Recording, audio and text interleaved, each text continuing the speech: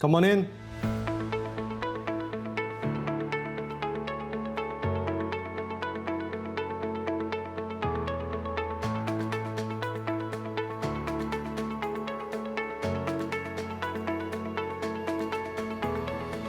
Salary negotiation.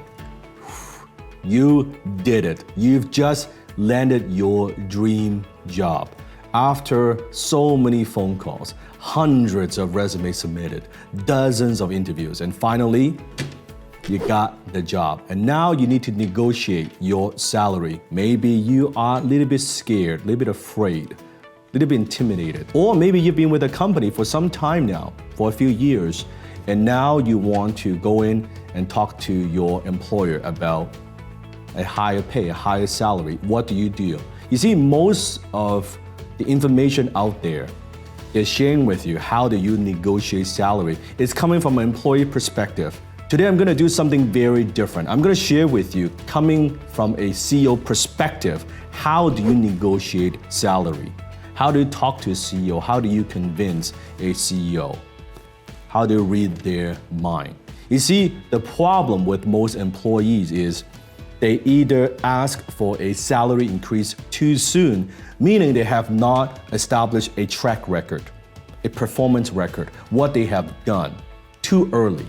You see, you don't get higher pay because you demand it, you get higher pay because you deserve it. Or they ask for too late, meaning that they've been with the company 3, 4, 5, 6, 7 years, but very little increase in pay. So you don't want to do it too early, you don't want to do it too late. You see, as the creator of High Ticket Closer program, it's one of the programs I teach to people around the world, teaching people the art of closing, how to get people to say yes more often to you. I'm gonna take some of those ideas and then I'm gonna teach you how do you actually close your CEO, how do you close your supervisor, how do you close your employer to give you higher pay. Salary negotiation tip number 1. Do not try to negotiate salary increase in text or in email. You see, most employees, they're afraid. They're afraid to sit down face to face or get on the phone with your employer, talk about your pay increase because they lack confidence. They lack self-esteem. You don't want to do that. Because when you ask for salary, when you're negotiating salary, when you do it through an email, it's very easy to communicate the wrong way. It's very easy to come across too aggressive. Maybe that's not your intent, but reading, you cannot communicate your tone, your emotions. So do your very best. If you could, do it face to face or do it through a telephone. Now you've got all the tools working for you instead of working against you. You can use your emotions, you can use your tonality, you can use your body language to communicate, eye contacts. To demonstrate, to show your confidence, you need to be confident when you are going into a salary negotiation. So don't be afraid. You want to practice ahead of the time, right? To practice multiple times, maybe with your friends, maybe with your coworkers, your family members. You practice that ahead of the time. And then when you go in there, you've done it dozens and dozens of times. You're ready. Whatever objections that you may face, you're ready to go. I'd like to report a boom, yes, HTC.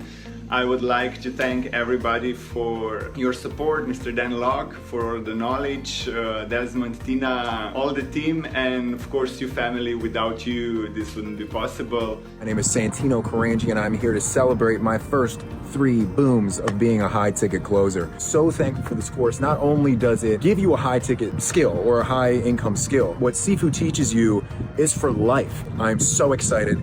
You guys can do it. Keep up the training, keep up the hard work, believe in yourself, kick lower self in the balls, okay? This is your life. Go kill it. We are in this for life. HTC for life, baby. Season 9 fam signing out. Best of luck to you. We got 1 billion sales. Let's crank it to 2 billion, baby. Come on. You are closer than you think. Salary negotiation tip number 2. Come to the meeting with facts and not feelings. You see, most employees, they make this mistake. They come to the meeting, sitting down with the manager or CEO, and they say something like this. Well, I feel like I have been around a long time. I feel like I've been contributing, that I feel like I've been working hard, and that I feel like I deserve more pay. That does not work because that's feeling. Well, we don't care how you feel. You gotta come to the meeting with facts. What have you done?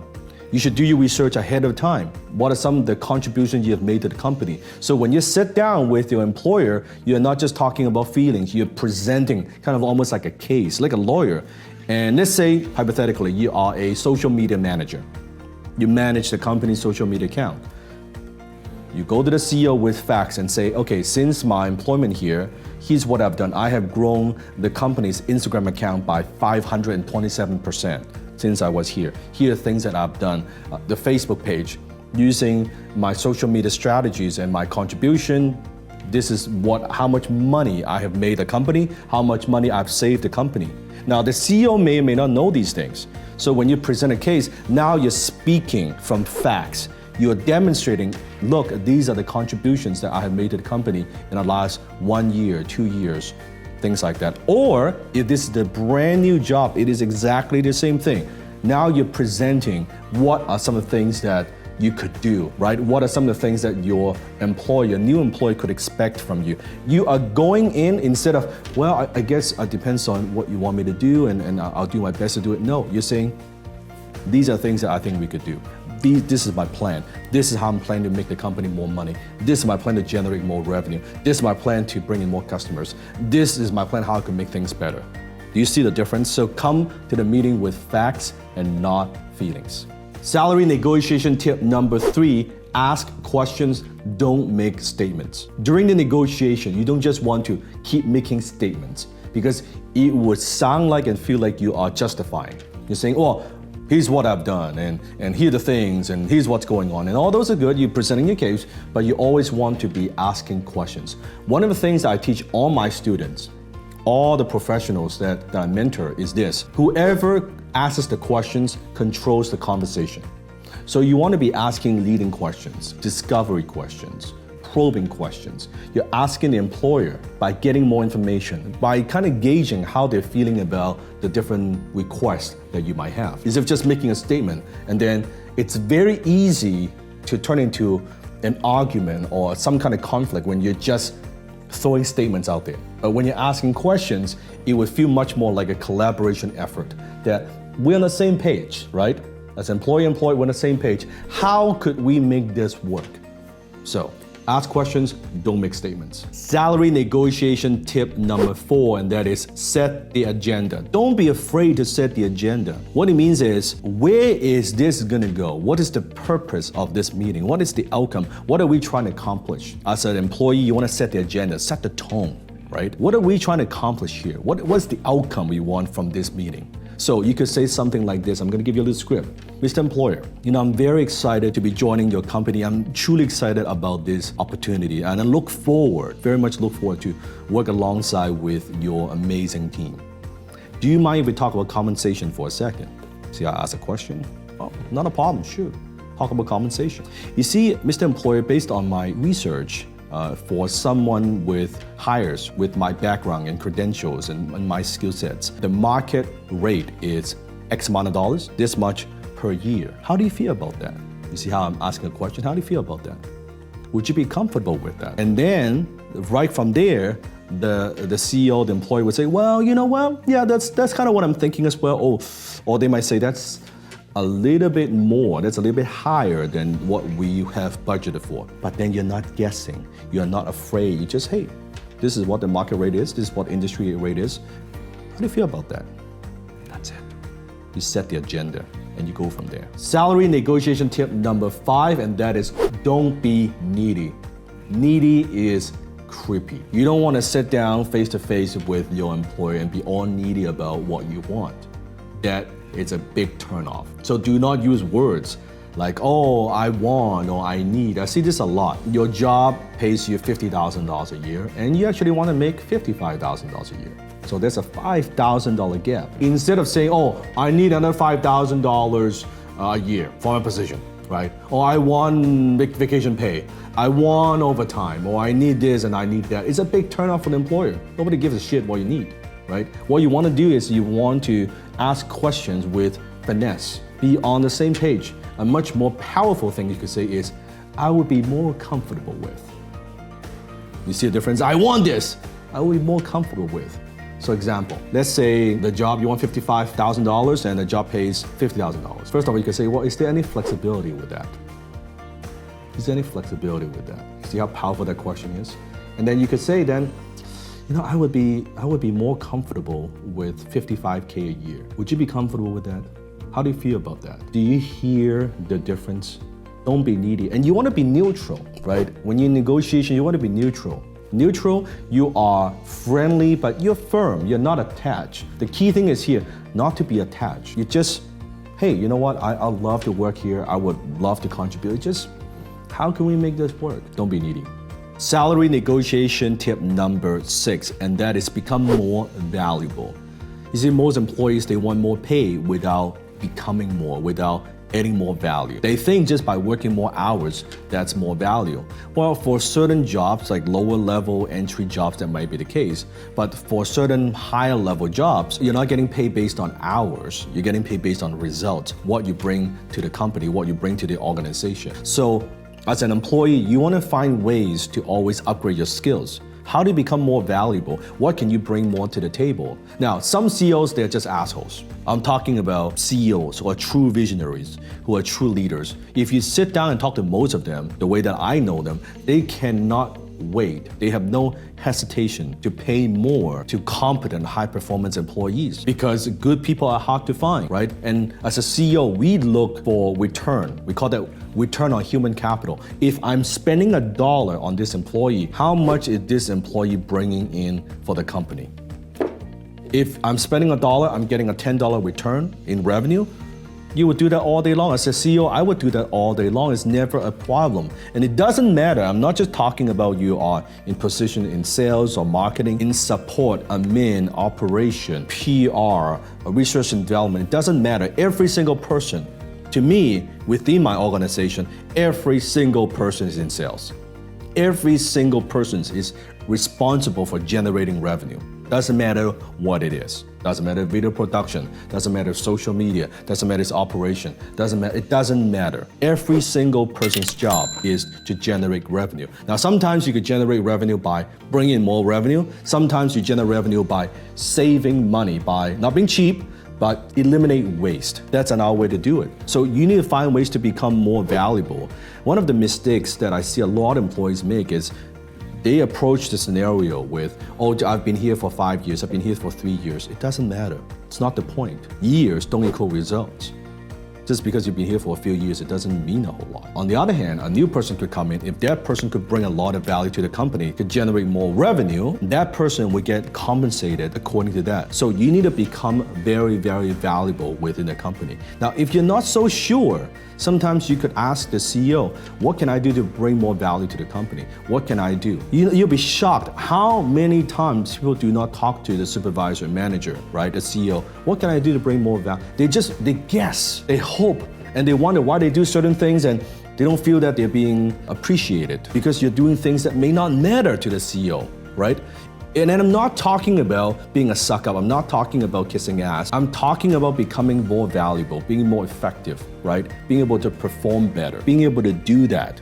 And then be very clear what the CEO wants. Be very clear what his vision is and how can you solve problems for him or her. Better yet, how do you solve problems for him or her ahead of the time, before even the problem comes up? You do that, then you don't just become valuable, you become invaluable to the company. When you become invaluable to a company, I promise you, pay is not an issue. Salary negotiation tip number 7, and that is paint a picture in the CEO's mind, in your employer's mind. Let's say you're sitting down, you're now negotiating, and you're getting a no. The boss, the CEO is saying to you, well, I don't think this is the right time for you to get the pay increase. Now, instead of looking all defeated and say, oh yeah, you didn't get the pay that you want, turn that into a question. Ask, you need to sell the employer what what is gonna happen? You can't just deserve to say, oh, I want more. Remember, don't be needy. What would happen? What would be his or her expectations? So I'm gonna role play a little bit with you, okay? Just a scenario. So let's say you get a no. What you want to say is something like this. Mr. Employer, my goal, my vision for this company here, for this organization is I want to be your most valuable team member. I want to be your most valuable employee. That my goal is not to be an expense for the company. I want to be a revenue generator. I want you to know that whatever you pay me, I'm gonna make the company 5, 10, 20 times the return. I'm here to contribute. I'm not here to mess around, right? This is not a job for me, this is a career. So, Mr. Employee, help me to understand. Right now, I'm making $50,000 a year, and my goal is to get to $60,000 a year or $70,000 a year. Maybe not immediately, maybe there's a plan. Can you teach me? Can you coach me? Can you show me? Can you tell me what would it take for me to earn $70,000 a year? What would be your expectations? See, the minute you say that, now the CEO is thinking, wow, I have an ambitious person here who is hungry for success, who is not just asking because demanding pay, but it's like, okay, so how can I help this person become more successful? How can I help this person to earn the money that he or she wants to earn? Now we are brainstorming. And then now the CEO would tell you, well, you know what? I would expect these things to happen. I would expect these milestones. I would expect these KPIs. And then you say, well, you know what, Mr. Employer, let's just pretend, suppose I could do this and this and this and this and this and this is everything that you've laid out. So you would be comfortable paying me $70,000 a year if I could do all of that for you. Is that what I'm hearing from you? And they'll say, yeah, absolutely. Boom, right there, you've gotten a commitment. Maybe not right now because you still got to do these things, right? Then all you need to do is ask one simple closing question. Mr. Employer, let's pretend I could do all these things. And I'm going to prove to you I could do all of those and more exceed your expectation. Would you be open to revisit this 90 days from now? That I can book a time with you and sit down, we can talk about this again. Now, what are they going to say? They'll say, absolutely, of course. Right there, you've planted the seed. Okay, you're going to do these things.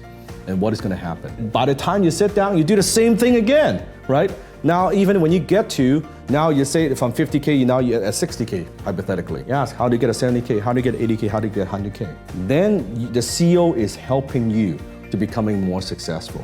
What would it take? If you're working for a high growth company, the opportunities are limitless. The sky's the limit. There's never lack of opportunities.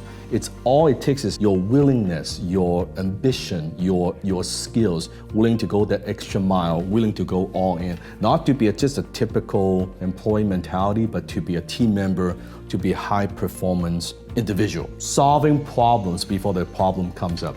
You do that, you don't need to ask. I could tell you, all the techniques, all that is good, you don't need to ask for higher pay. If the CEO is truly a good leader, their CEO will give you a higher pay because you don't need to ask for it. Everybody knows who is high performance or not. So those are the 7 tips on how to negotiate a higher salary. Now, if you want to learn more about negotiation and closing and how do you ask these powerful questions to get more people to say yes more often to you, I recommend you to click the link below and check out my 4-part training series. There's no cost to it. If you want to learn a little bit more how closing works, how negotiation works, check it out.